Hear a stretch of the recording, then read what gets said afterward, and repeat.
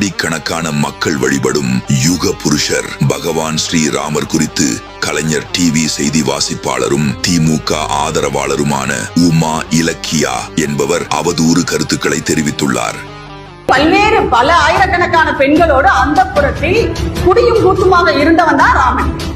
அவனையா உங்க பிள்ளைங்களுக்கான உதாரணமா நீங்க காட்ட போறீங்க? இந்து கடவுள்களை திமுகவினரும் அவர்களது ஆதரவாளர்களும் இழிவுபடுத்துவது அவர்களது கலாச்சாரம் என்பது நிதர்சனம். ஒருத்தர் இருந்ததாகவோ அவர் இன்ஜினியரிங் படித்ததாகவோ அவர் ஒரு பிரிட்ஜ் கட்டியதாகவோ சரித்திரம் இல்லை. ராமர் பிறந்ததுக்கு என்ன அட்டாச்சு?